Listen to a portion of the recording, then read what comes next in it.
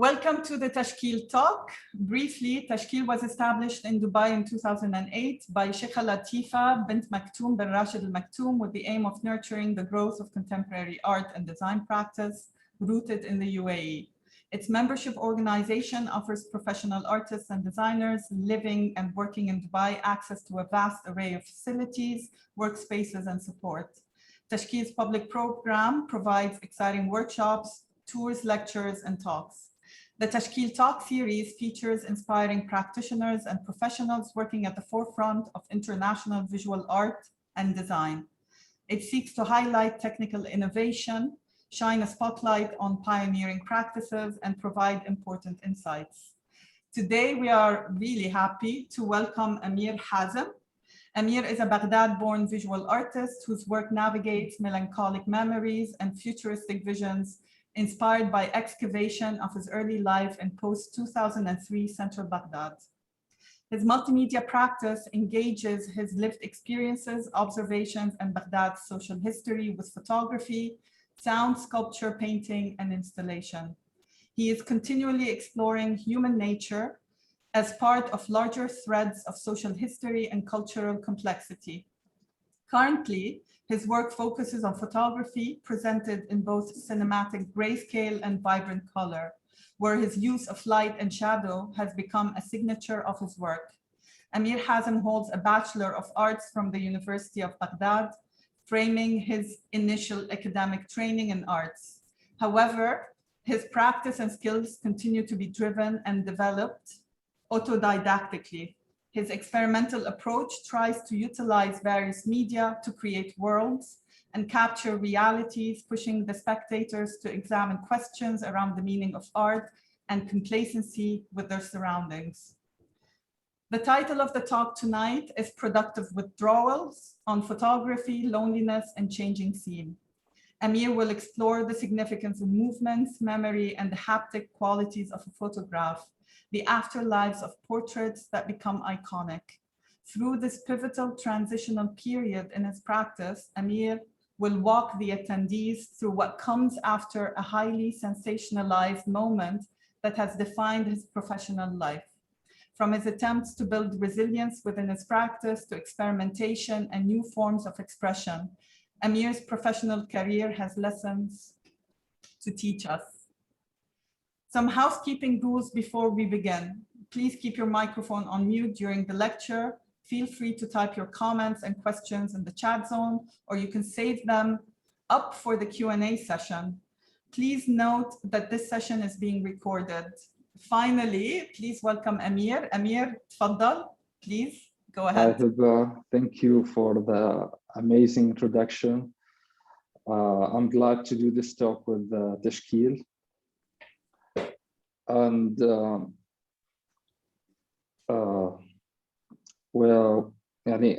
this talk is about my experience with photography.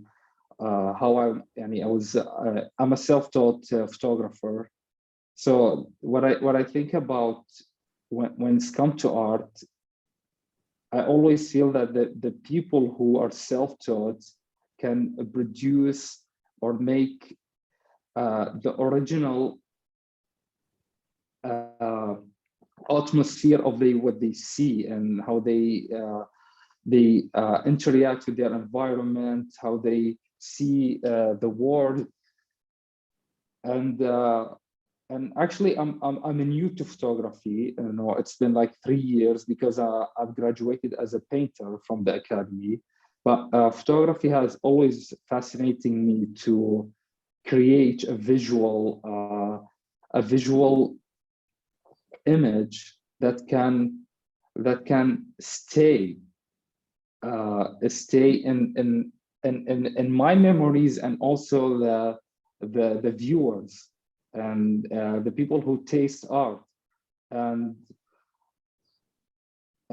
from my experience, my first time using the camera was in the protest that happened in 2019. And it was a quite experience because I just brought the camera, I didn't use it, and I was trying to make a work with what I learned from that gear. And I used to take my phone, sometimes my camera, but most of the work that I presented from the protest was taken from a phone photography.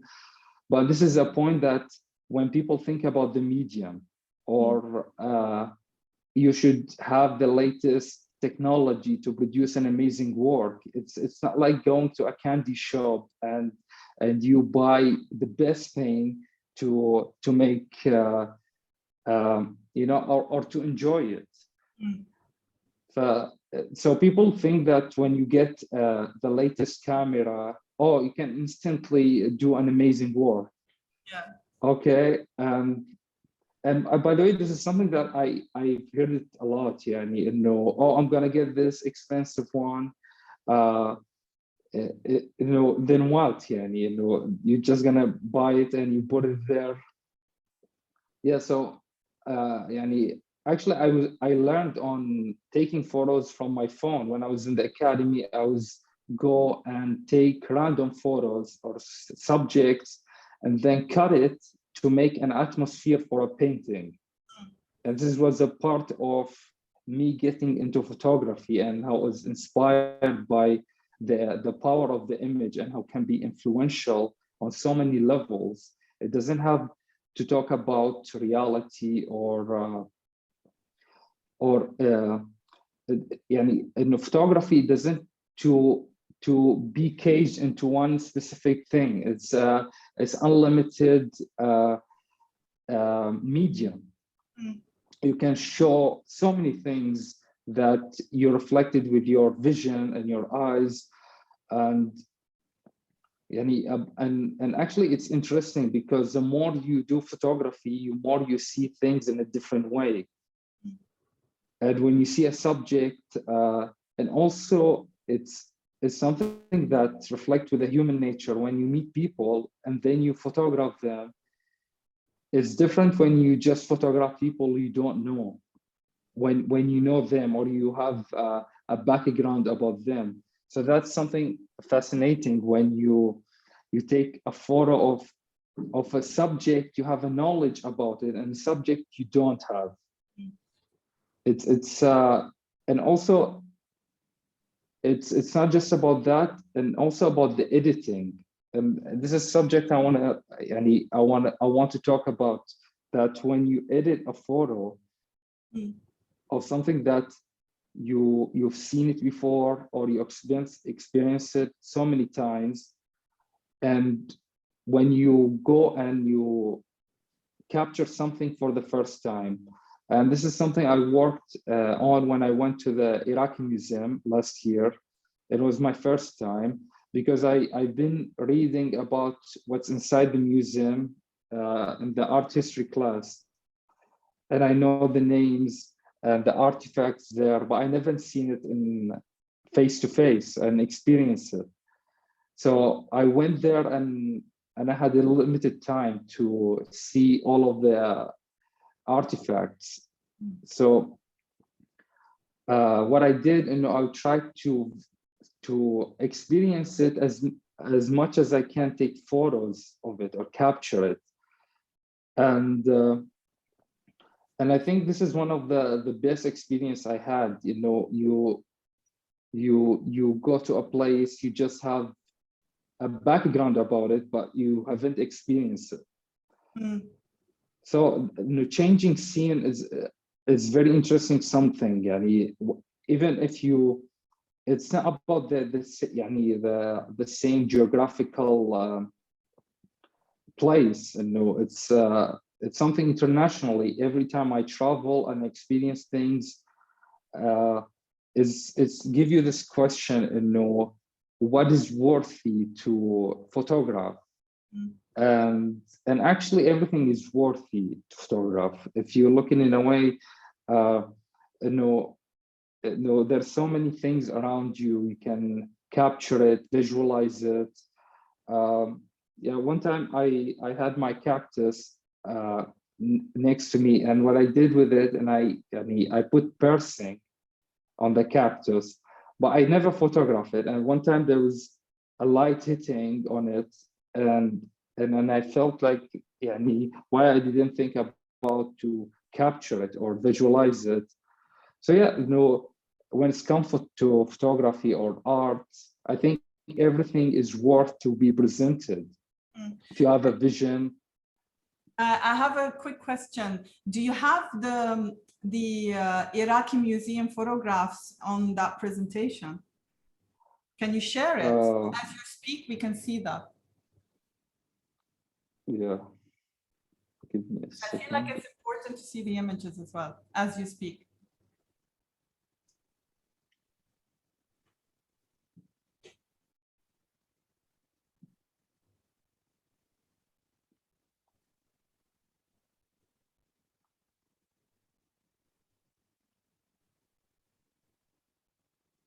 Actually, I didn't include it in the talk, but I can show it from my yes, Instagram account.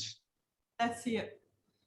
But now I think the shared screen is a white screen. I can't see any of your images. How about now? The same.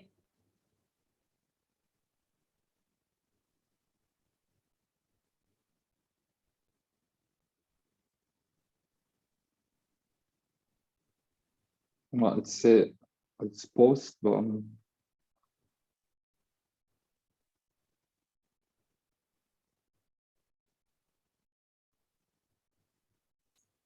now. No, try again. Because before when we tried it, yes, now we can see. Yes. Yes. This is one of the work I did, and also we have this skull with Sumerian gods. Yes. So it's this is a double exposure photo.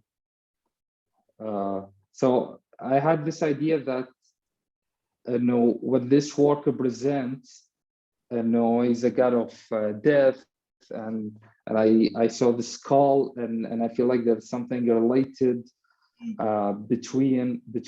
So can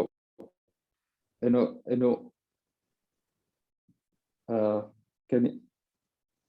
They stopped. Is it still recording the screen? Yes, it is. Don't worry. Okay. You can see it. Yeah, and actually I did more than 100 work covering the Iraqi museum, but I have some on my personal account. I can show to you. Yeah, it's out from here.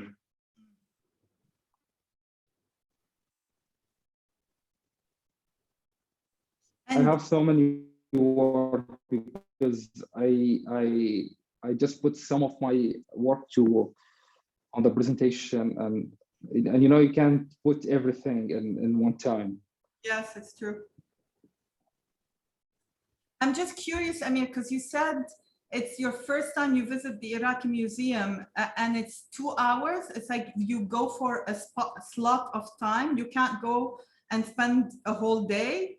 No, you can't. The time for visiting is 2 hours. And actually, it's funny because they didn't let me to go alone. I had to go with a foreigner to the museum. Okay. Because I send them. I want to go to the museum, and I'm an artist. They rejected me, and once a foreigner come, they welcomed him, and actually this is why it was something interesting, because I wasn't guided in the museum. They let me go and experience it myself because they thought I'm a foreigner as well. So that's why I took my time to experience and take these photos.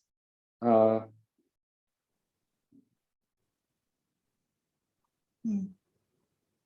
So yeah, it's a broad, actually it's unfinished project because there is some work I couldn't capture it with the time limitation, but I'm planning to go next time and complete the series.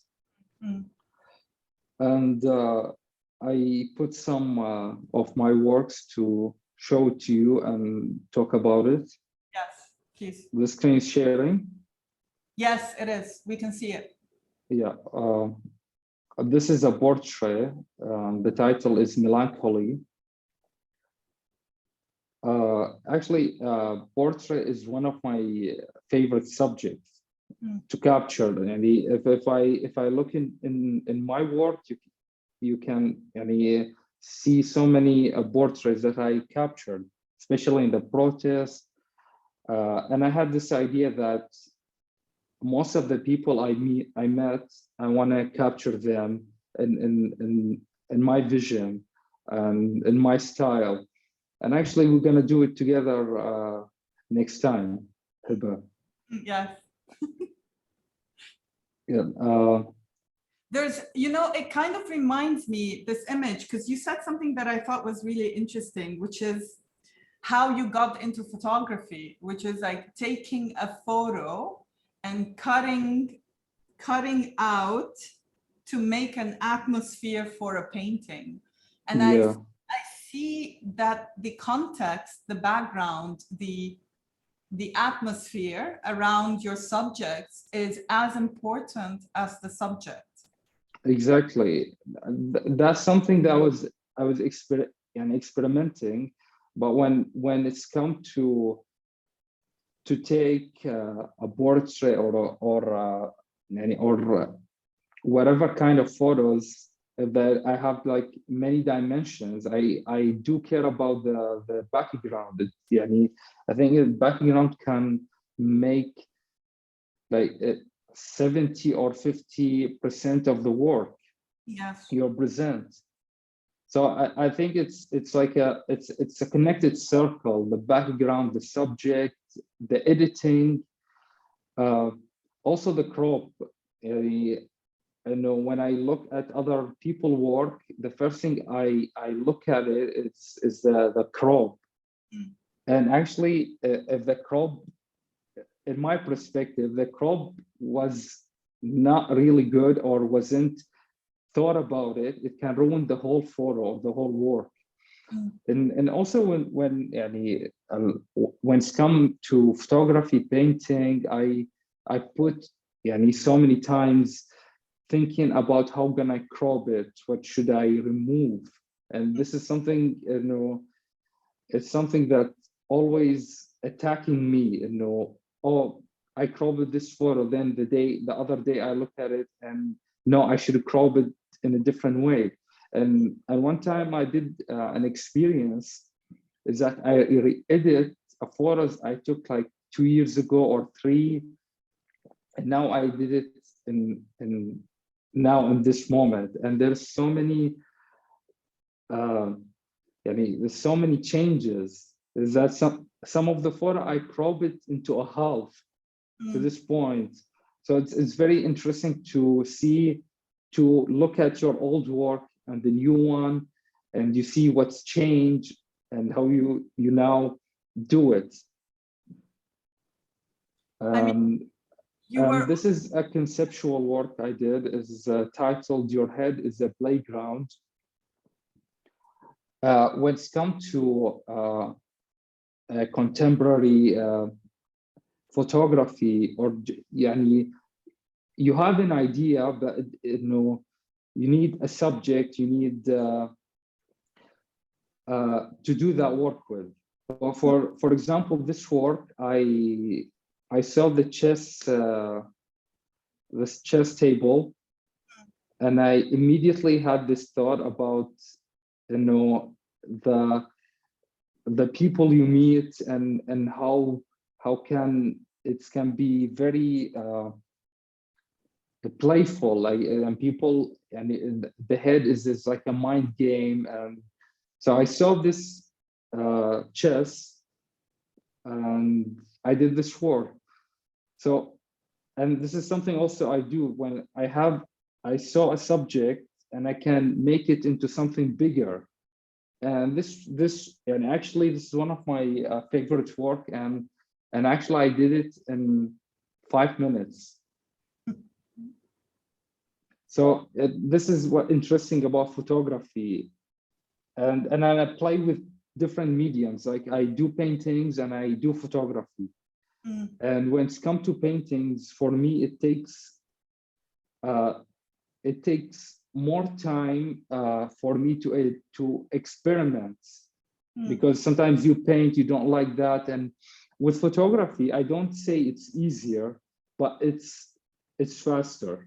It's faster how you shape the subject, the angle, how to create that work. It's different from that medium. And actually, you know, when playing with different mediums, it's give you a lot of impact, some impact on photography, reflected on paintings.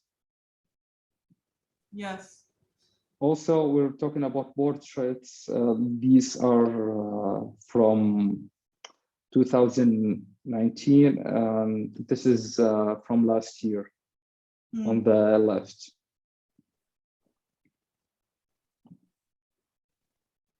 There's something always unsettling in either the poses or, like, as you were saying, the crop of the image, the point of view through which you're kind of providing us, or through which we're seeing these portraits. I mean, they look, because it's black and white, there's something about them that looks kind of surpassing time or history, right? Because it's like black and white. Kind of, it comes with a reverence, but yet when you look at them, there's something bordering on unsettling about the images. When I talk about black and white, I think when I see things in the black and white, and when I edit in black and white, I think it's focused more on the subject. You know, it's give you like a bold statement about what you're seeing. Yeah. So, and also it gives this melancholy perspective or reflects, and maybe it's something that no, it's something personal, how you reflect your work. And for me, when I take portraits or humans or any alive things, you know, it's always, I feel like there is a darkness in what I see, and maybe it's reflects. Because this is what I like about portraiting in black and white. It's had this melancholy urge to questioning. Amir, can you tell us the context of the image on the right? On the right, this is a work from the protest, and I saw this child on the street. Actually, I wasn't sure to put it on the presentation, but it's subject I want to talk about. So the protest was an open space for everyone to go, and you know, so many people know there is a coverage, there is a media, and there's someone taking photos or being filmed. So I was taking this photo of this child, and he was sleeping, and there is flies all around his face, and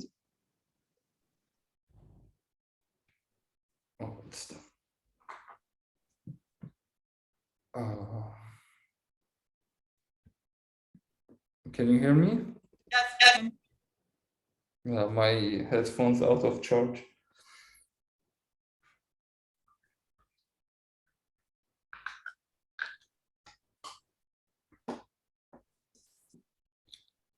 Yeah, so I saw this child, who was sleeping, and for me, when I went to the protest to documenting, I want to show everything that's happening in that place. So the good things or the bad things, and maybe I just, yeah, for this work is a documenting what's happening there. And there's so many different angles about, or should I taking these photos or not? But for me, when I go to a public place, so many people know there is someone that is filming them. I always argue with this subject about, is it okay to take these photos or not? I think it's there's still a question. It's debatable. Yeah. In these three photos that you just showed us, the photo before, then the woman, finger, and the kid, there's something about the one before, there's something about this quietness, this moment of repose that you show in these three different photographs, but each has its own significance, which I think is quite interesting. It's like, in the first photograph, we're not sure, are you asking her to pose? Was it random that you took this photo? Also in the photo of the singer as well. It's like, we're not sure, it's a moment that you captured. Was she posing for it? How did you make the subject? The singer one, she didn't know I was taking photos. She was singing, and there's something interesting because she was singing in Kurdish, and I couldn't understand Kurdish.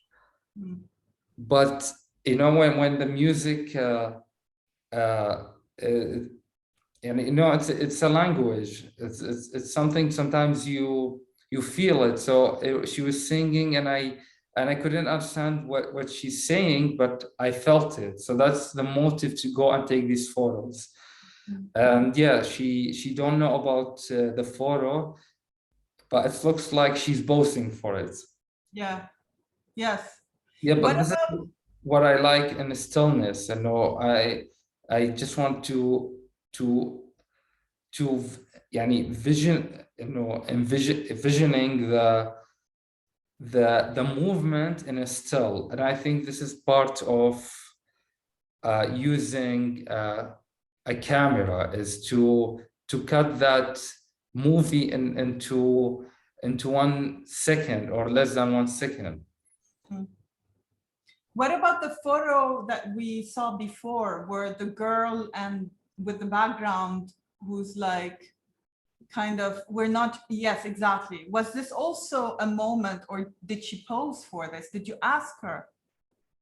Yeah, this photo is, I asked her to pose, but the thing is, what inspired me, because she was already like put her hands on her face, and the thing is, I want to take that photo, but as you said, the background wasn't what I want. So the thing is, I just told her to move, to to capture the background, and this is what we talked about.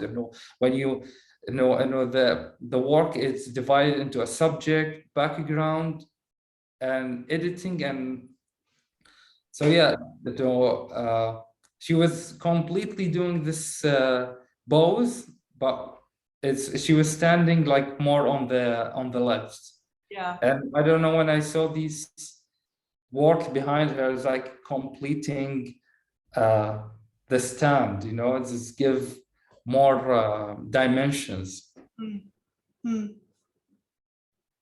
Yes.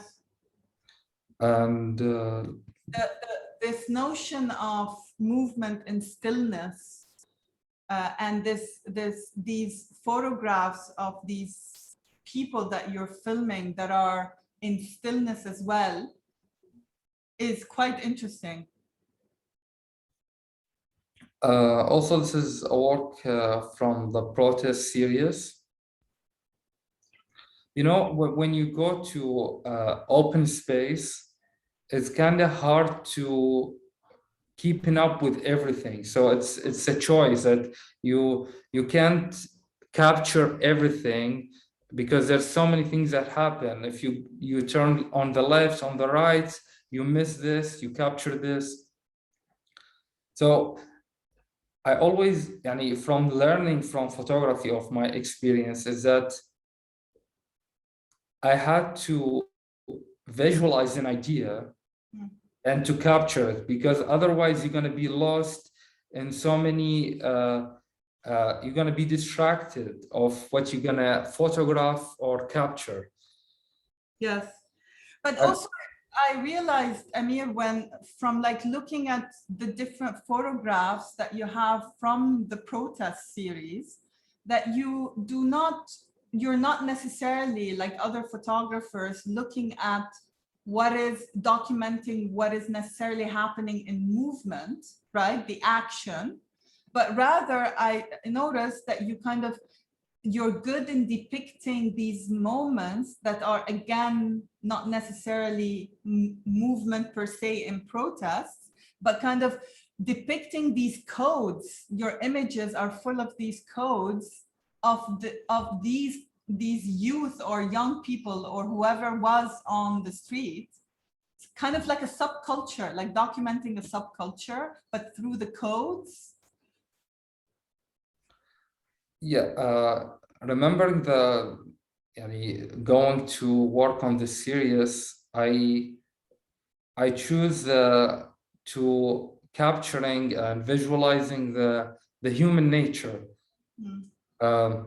So I was actually when it's come to in photography is like a reflect or what interests you.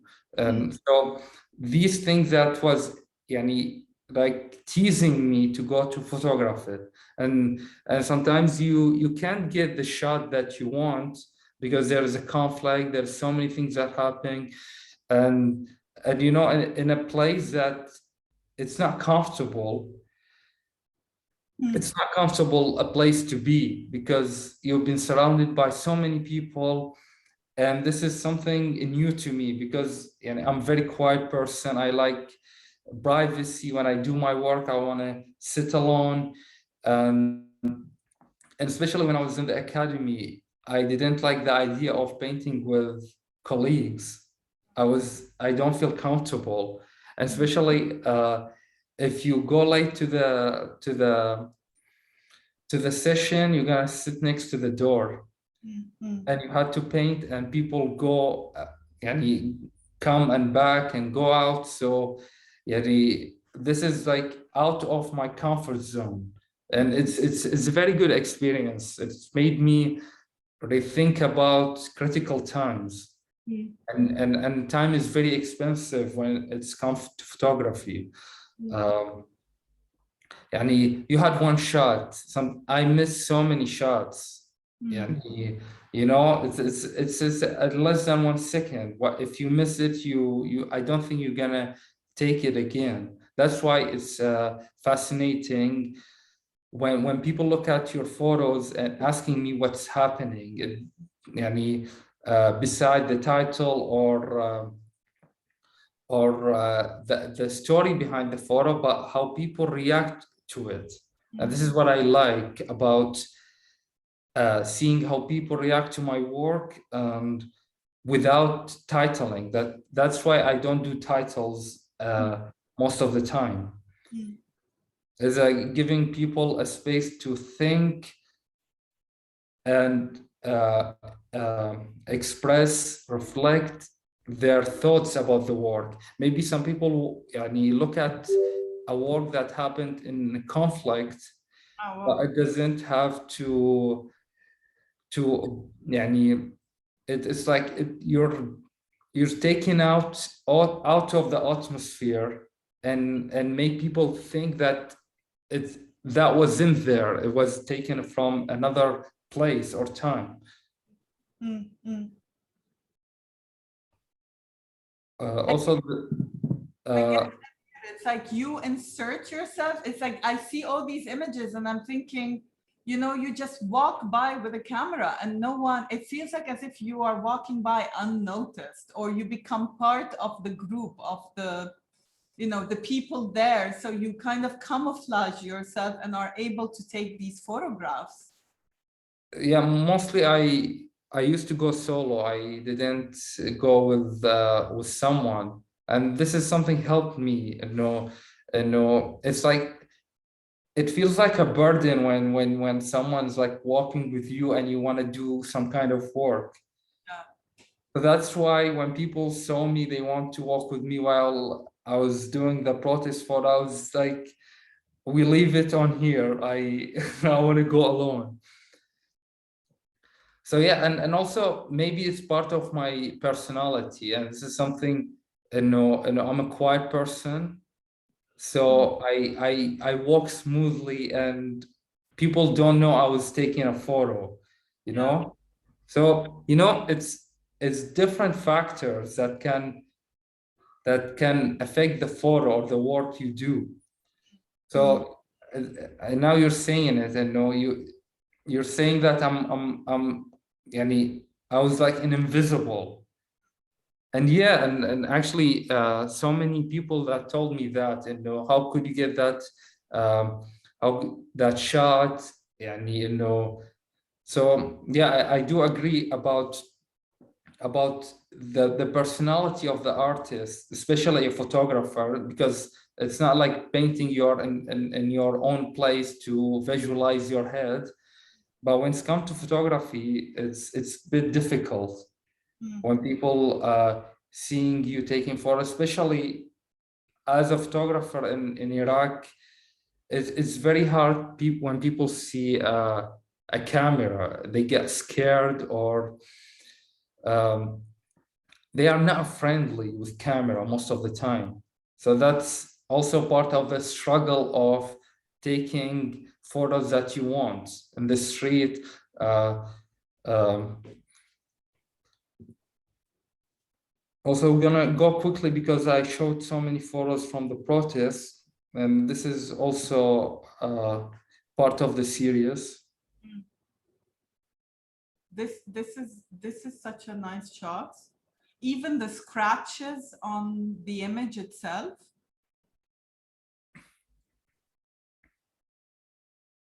I mean, these are the images that kind of catapulted you to fame. Like you became the documenter of the October protests.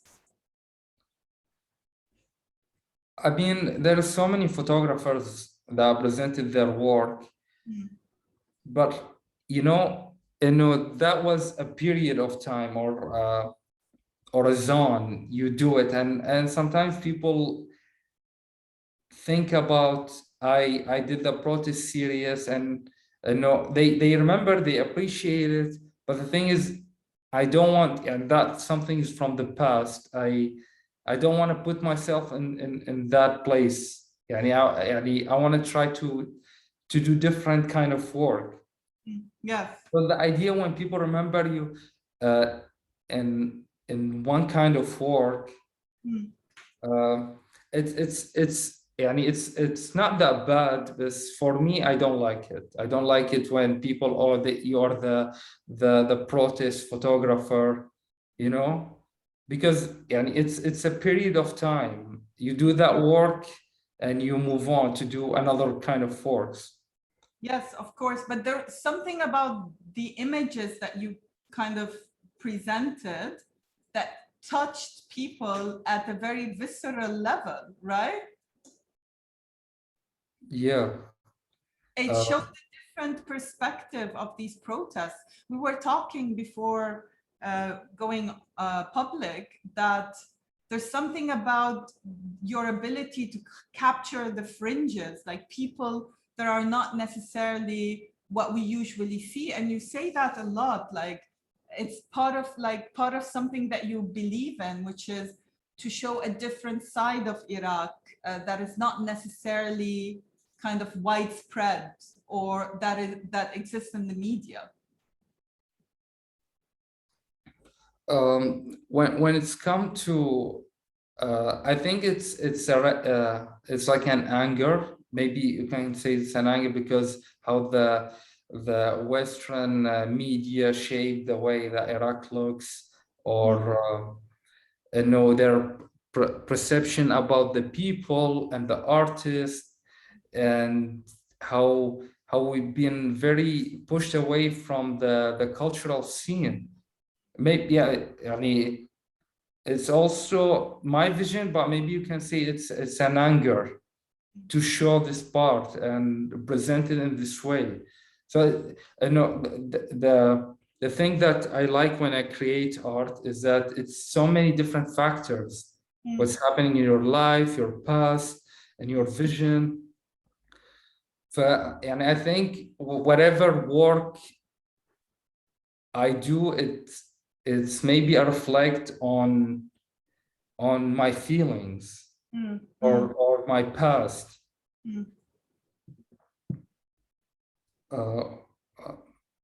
I think let's go to a different subject, because it's also for the protest. This is a work I did in 2020. It was a part of a series I did. I know how I see how I see my city. It was a part of an exhibition for a Middle East festival in Florence, and this is one of the work. And as you can see, there's two women walking towards La Maso, and I mean, this is a work. It wasn't posed. They were, and this photo was taken in Baghdad, the Academy of Fine Arts, and I was standing on the behind, and they were just walking, and I felt this futuristic urge that it's the power of the woman, and this is the history, and when you mix it, it's give you this far future.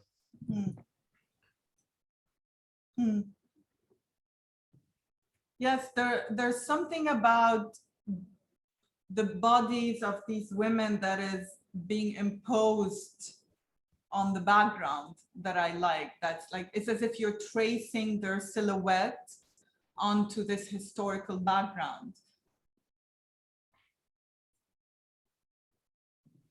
We were talking about this idea of how a lot of the spaces in Iraq, the historical spaces, feel as if they were not built for the past or the current moment, but for a far future.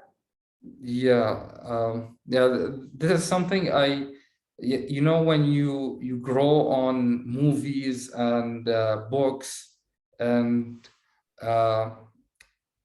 they always represent the future it looks like the historical places in Iraq. And maybe this visual, and also if you look at these places that you can't, people can't do it right now. It's timeless. So you can't believe that these places were built 1,000 of years, and now you look at it in a way, it's people think it's something come from future, and actually it's amazing to think that way, because when your mind get out of the ordinary, and you visualize things, you imagine things, it's how can I say that, but it's something that really teases me, to it's give me a goosebumps when I go to historical places and visualize it with my camera. We go next. This is photo I did in the south 2 Wow. months ago, Mm. and as you see, there's a child here standing. Mm. So this is the south of Iraq, the marshes, and you know there is you know the what's happening in environmentally, the water is drying and people are starting to move, and the numbers of people are getting less.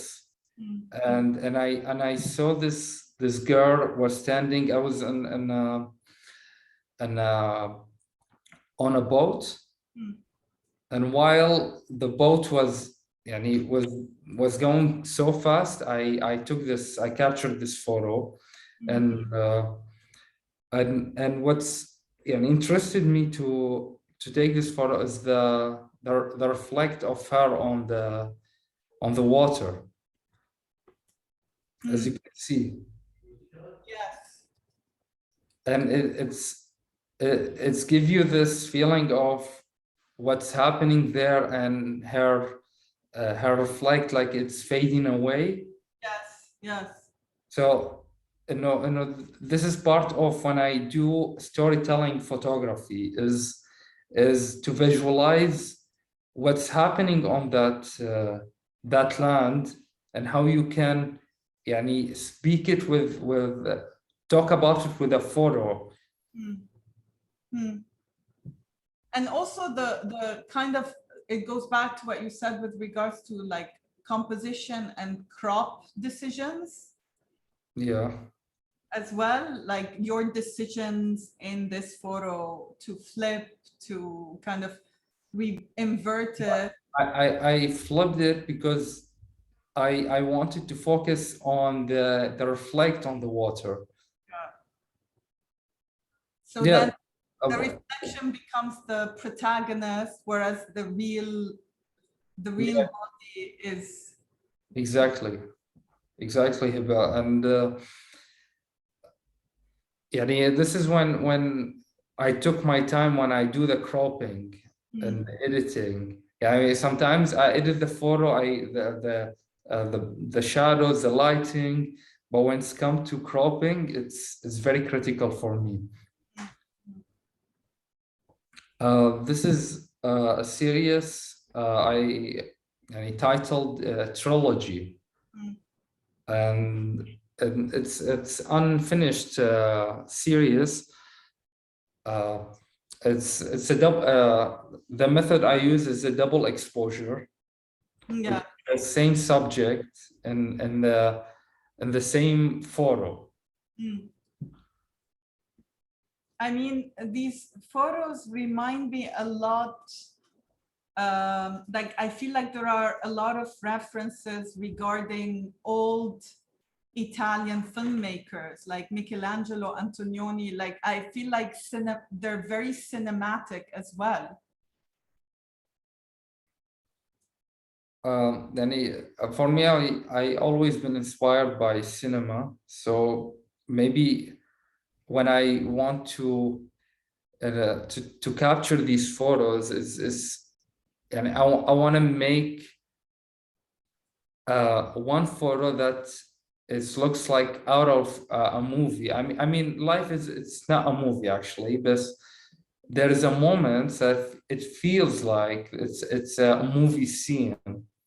And this is one of my visions I want to make with my work, and to capture one photo that it feels to make people question it and know this is a part of something that happened, or what's the story behind it. And the trilogy series, it's reflecting on how we do have different personalities, different behaviors, approachings. It's more mental to this series, and it's mostly portraits and the same person with a different posing for the camera or on the side.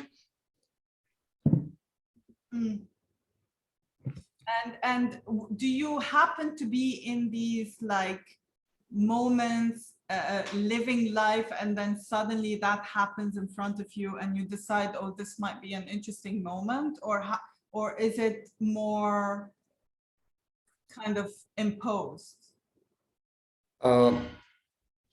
This is a really good question, because sometimes the scene is in front of you, but you didn't think about capturing it.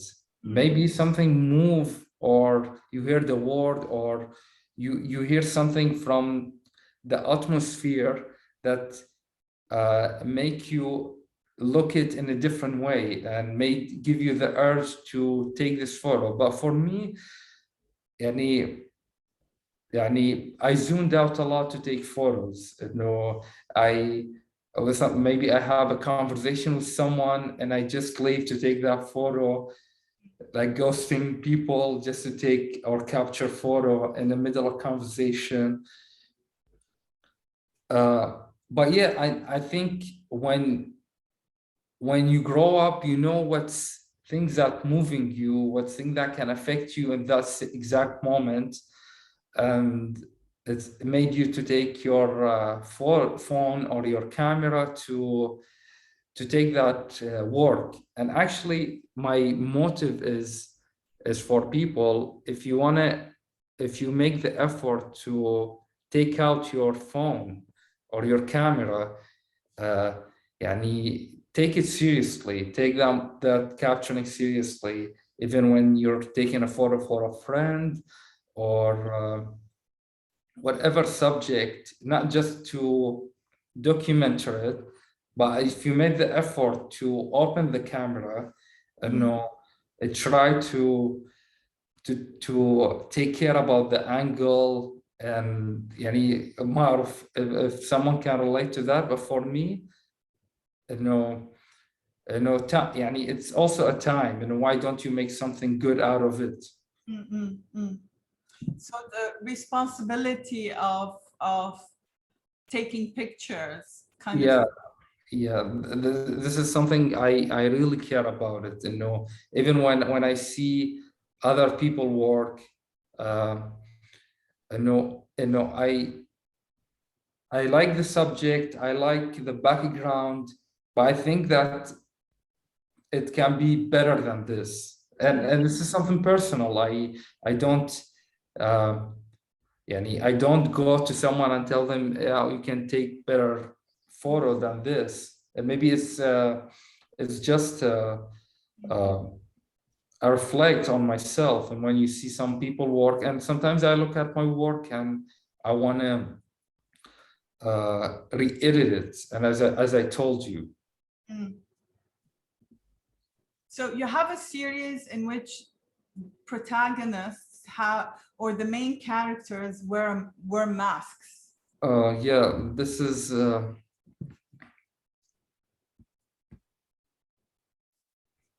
it sharing? Yes, we can see it now. Yeah, this is a series I did on the street of Baghdad.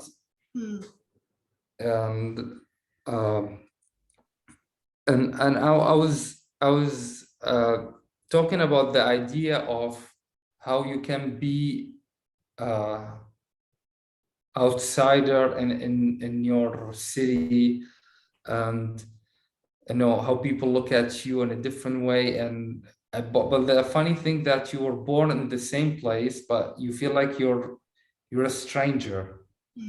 And this is what I wanted to reflect on. But this series, I posted it on my account, so if someone interested, you can see the whole series. This is This is one of the work I did for Art Dubai. Oh, wow. Yeah, so it was very hard time because and I wanted to put this serious because as you mentioned, or the title of the talk is the changing scene and how can affect you. And this work was taken in an art fair. So it was quite challenging to capture what do you want in that place, because I was commissioned to visualize the fair in my vision. Yeah. So Wow. I spent so many hours walking around and trying to hunt. And yeah, this is one of the work. It's my favorite. On the right, it was from a show happened recently, and this is a dancer. Well, this is a series called Imagine Mars from Earth. This is a place located south of Iraq, and it's a historical place. As we said, it's like we imagine how we visualize the future, and this place instantly give me Mars vibes.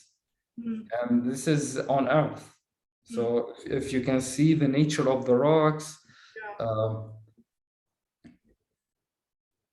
so what we said about how we can see things and we imagine it as something come from the future. Yes. Wow. This is one of my street photography. I don't do a lot of street photography. Maybe I don't consider also the protest was a street photography. It was it was a different thing, but this is one of my work in street photography.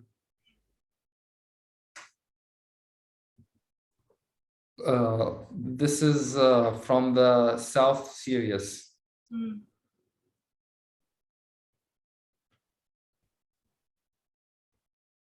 Yes.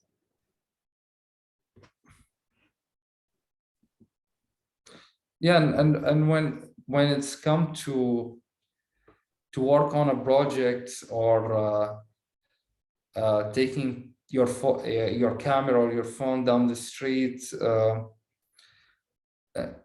I always like to go solo, like doing it alone, and when you with yourself and the subject, it's a different when there's so many people around you.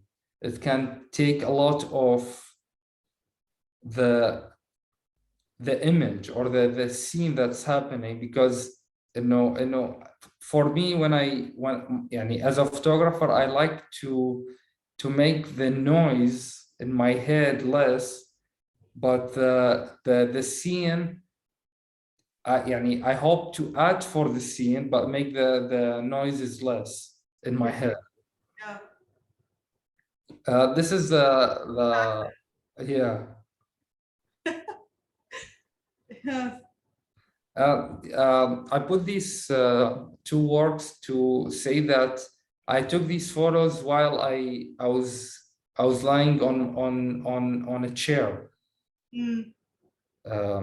So I just opened my phone and I took these photos. This was in a garden, and this is in my room. So whatever, something that interests you to take or capture that photo in the same minute, it's worth it. And I didn't make any effort taking these photos. To go and to prepare your camera. And this is something amazing about technology, is that accessible and you can do a lot of it. with it. Mm.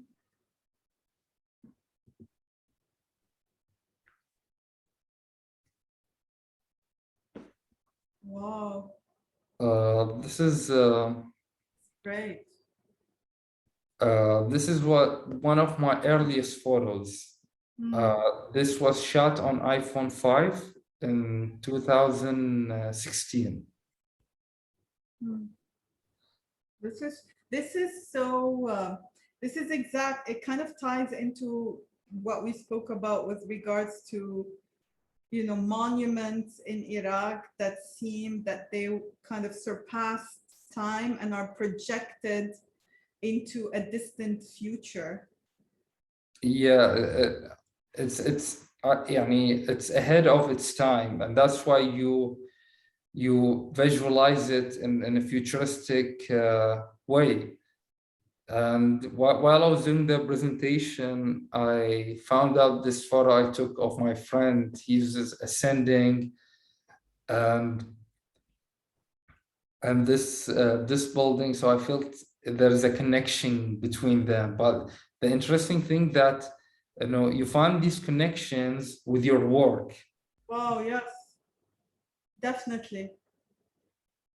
And there's also the angles through which you take these photographs, even the plants, the cactus and the other plant, there's something about the angle that seems to connect with a lot of things that you showed us today. Yeah, I mean, a signature, Yeah. actually, I don't. It's happening spontaneously, It's something that you, you don't think about it actually. And when sometimes you collect your work and you see there is connected points or connected angles or but when you do the work, actually you don't think about, oh, I want to make all of my work is the same. I think that's why this is what is mean to find your artistic signature. Yes. It's something that happened with with experimenting, but then it feels like it was on purpose, but actually sometimes it's not. It's spontaneously happening. Yeah.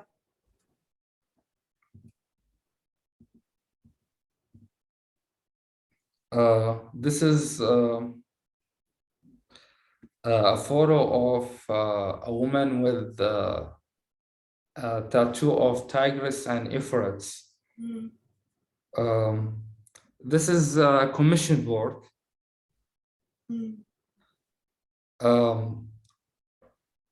But what happened, I was thinking about a location, and now I want to talk about, how can you frame atmosphere for your work. So, and I was commissioned to do this work. I thought about so many places to shoot this photo, but I couldn't find any. And my time was limited, and the model and the photo had to go. And so what I did, I found this mirror, found this sheet, and I just made the atmosphere to take that work, the critical of the time, and how you, sometimes you don't have all the time to capture a photo. So you have to work with whatever around to make it.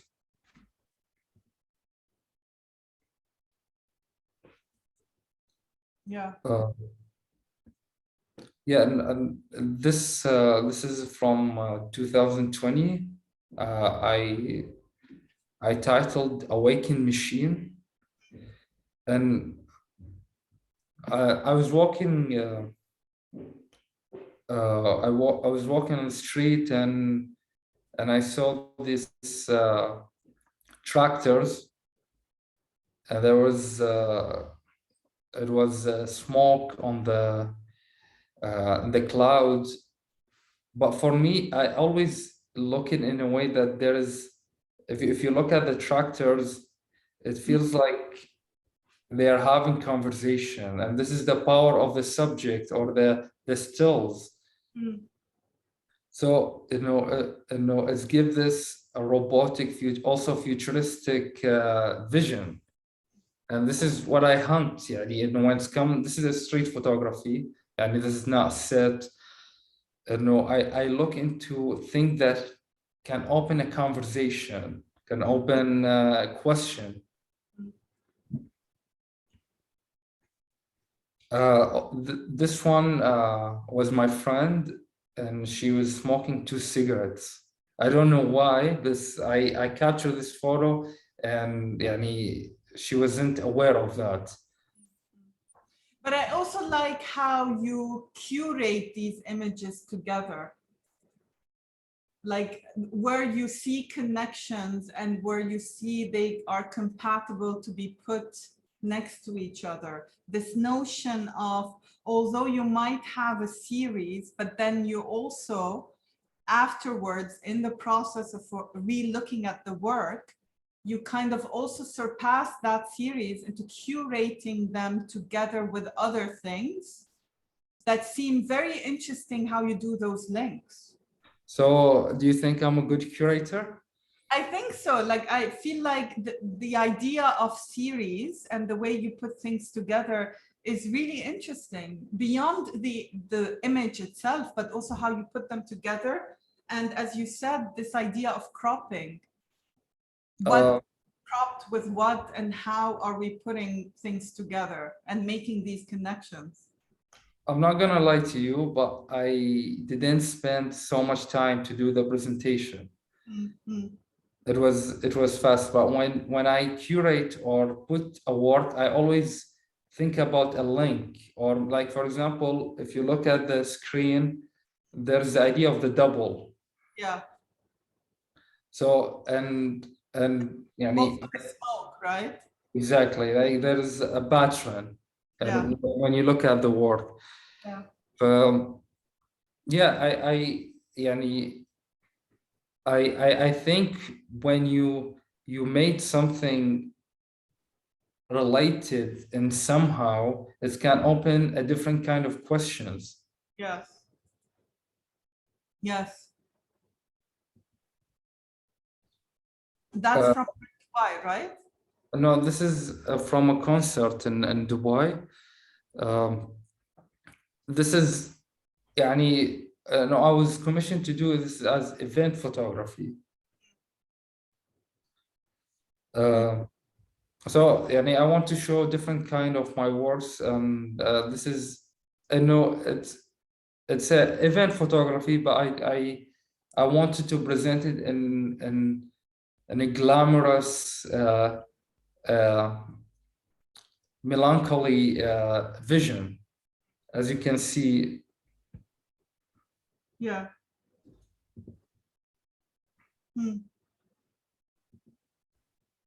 Also, this is one of my conceptual works. It's titled Enemy, and the idea of it, I always look at, you can see there's a spiders here, and I had this vision of what a human can do if it had 8 legs or 8, so it's a reflect of my question on that, and I titled with Enemy. Yes.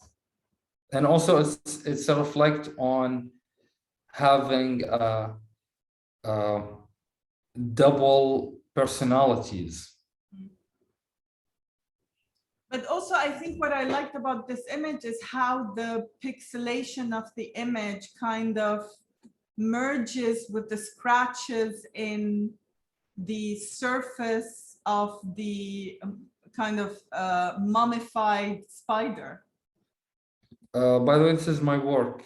I did this in the academy. Ah, okay. And it's real spiders. Mhm. Yeah, when you edit, sometimes you have to taking the subject seriously, and as you said, there is scratches, and also you can see it's blended with the background, Yeah. and I don't use this method all the time, but it's it's give some grain to the work. That's why it's give it more blended feeling, and you see it's more blended. I just want to say, if anyone has a question, because I posted it on the chat, please don't, please either post it on the chat and I can ask it to Amir, or you can just raise your hand and ask it directly. Go ahead, Amir.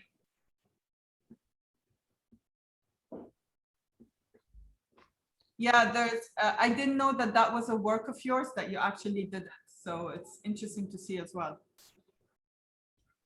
Yeah, I do, and I work with installations, small sculptures as well. Yeah. Also, you can see this is, I have this portrait of a dog. And also this is from the series for the concert I did. Yeah, so no, and human nature, and also things that alive that interest me to photograph. So so it was animals, humans, stills. Actually, I feel like there is a life and also stills. Yeah. I mean, it's again, the combination of these images is really interesting as well. And it does have these, as I said, these like unsettling, uncanny kind of reverberations in the images, which I like as well.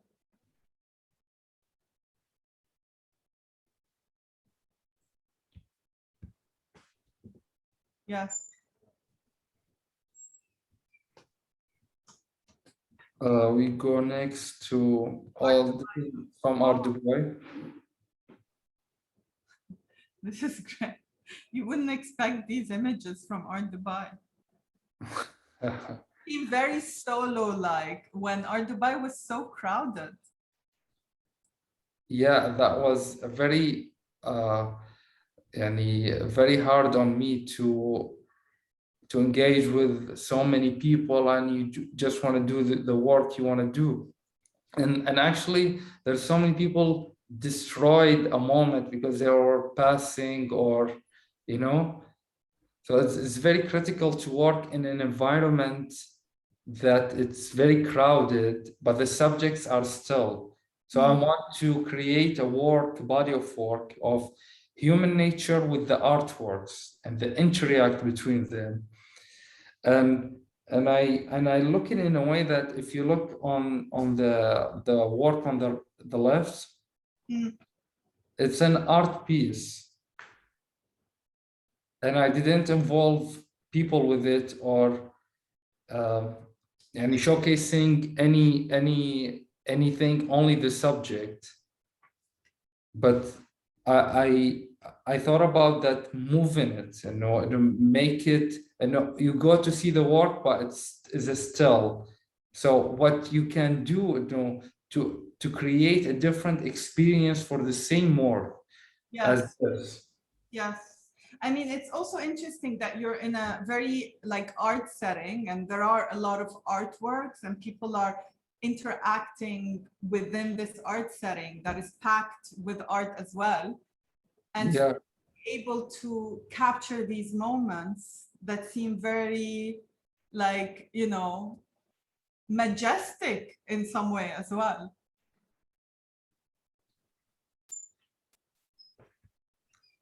To be honest, I had fun, to capture these photos. but also was, it was tiring because you spend hours. Actually, I spent hours. If you remember, we met in RY. I spent hours to take to take a one photo. That's why I kept coming every day to make the work I want to do. And I'm still not satisfied, but and also I can show you other works, but this is something I experienced it because I want to say that this is my latest work when it's come to art, people and subjects, they interact between them. But and also changing the scene, right? Like this idea of, yeah, for example, these people I don't know while I'm capturing in Art Dubai, or now we can go to a subject that art, human nature interact. This is my friend. He's posing with an artwork. And also this is as well as my friend with her artwork. But the idea was to make a connection between them, and you have to study more about the work itself. And for example, this work is presenting the end of the war. It's like an atomic bomb, and this is life. This is life after that. So what I wanted to make a blurry environment for that work, and I did this with the face. It's faceless. Yeah. It's like there's there's no life. It's just a body. Yeah. Yeah. And when it's come to this work, and if you can look at the hand. Actually, I don't like to explain my work, but I'm trying to explain the motive to taking these photos. And as you see, she was raising her hand and the shadows touching her legs here. Yeah. So this is the kind of work I did for Art Dubai as well. I had so many photos of people interact with the art. Yes. And our time is limited. I can't show everything. But this is what I meant, how to make a connection between the subject and the environment with the background. I mean, it's interesting because it also kind of brings forth, like the act of making art and the author of that art, right? Usually when we take photos of artists, they're either actually doing the art itself, right? Like as they are making their art, or it's them just posing, looking straight forward into a camera next to the art. This just brings another dimension, extension to the piece of art that they've already created, because it's reverberating within the context. Exactly, and this is what I wanted to reflect, and the connection between them. Yes, yes. I mean, this is great, Amir. I think we're approaching to the end of our discussion. Is there anything else that you wanted to say and you didn't have the chance to say? This is our chance to. There is always something to say. I know. Our time is limited, and I'm sure we will do another talk soon. For sure, for sure. Keep up the good work. Thank you very much, Amir, for joining us on this a very intimate talk in which you showed us a whole range of your work. I also like that you added the work that you did in Dubai while you were here as well. It kind of showed us the extension of your thinking process. And it doesn't matter, right? I was, that I was commissioned and we were talking about shooting, but Yes. Did you imagine what I did, and now I show you the work? What was your It was reaction? so different. I was really curious about the output because I saw you going every day in Art Dubai from day to night with your Yeah. camera shooting things. I never expected these kinds of photographs, but they're quite interesting. And I would at some point love to see the whole range of them. Yeah, I can show it to you sometimes. Thank you, Hiba. I appreciate it. It was a very nice talk. I haven't do talk in so long, so that's why you in your head you want to talk about so many things, but it's shrinking. Why do you say it out loud? I know. Thank you so much, Amir. I know it hasn't been on a personal level for you the ideal time, but thank you for giving us this time. Definitely we'll do a follow-up on this talk. Again, for any information or if you want to follow Amir and look at his photos, he's on Instagram. You can also follow his Facebook page. And for more on Tashkeel, follow us on at Tashkeel Studio, which is our Instagram handle, and at tashkeel.org, where you will find lots more talks, lectures, and workshops to join. See you next time. And again, thank you, Amir. Thank you, Hiba, and have a great day. Thank you. Bye. Bye.